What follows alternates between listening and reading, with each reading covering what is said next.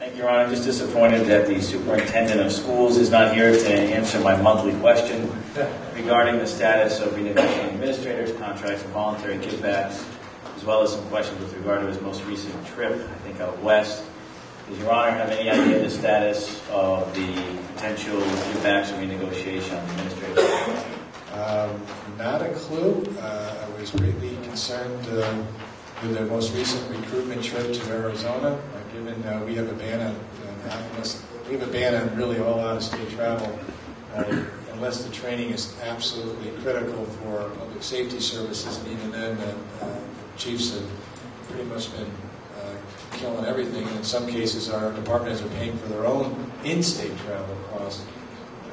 And so to send a group of folks out to Arizona in this budget cycle to me to recruit a principal who, frankly, we have plenty of talent within our district is absolutely absurd. So I'm pretty upset about that. You kind of hit a nerve there, and I apologize. I'm not asking for a legal opinion on this, but I imagine that the documents relating to that would be FOIA-able.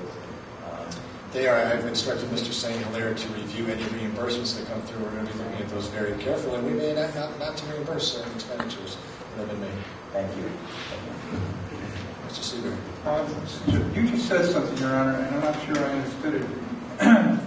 Did the Board of Ed pay for that trip, or did the city pay for that trip? Well, typically what will happen there is the Board of Ed will submit reimbursements to the Finance Department for those kinds of expenditures. We haven't received any yet, David? We haven't received any yet. I just question the wisdom of the board making a trip like that in this economy, looking for talent. Even if they were a successful applicant, would require probably an extensive moving stipend to come to Danbury, and would require for the position of principal, and require certainly a salary requirement that probably is something more than we're willing to pay. It seems to me just absurd.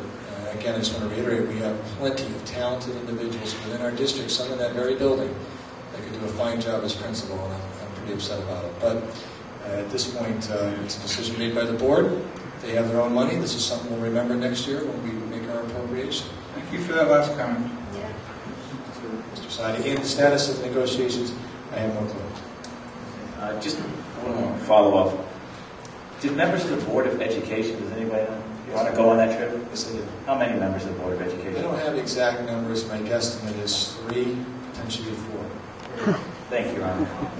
Along with 2 or 3 staff members. 2 or 3 staff members, potentially 3 or 4 members of the Board of Ed, along with the superintendent, flew out to Arizona. Interview a prospective candidate for the high school president. While we're all on a lockdown with regard to financing, basically. Again, I think the chiefs will test that we banned all out-of-state travel. We did have some that went through Mr. Leroy, but there were scholarships that were paid for by the federal government. Thank you, Your Honor. Mr. Lee. How many days of that? I did heard that same thing, and I was outraged that with the financial tightness that we put on all our government agencies here, government department heads, that they would go.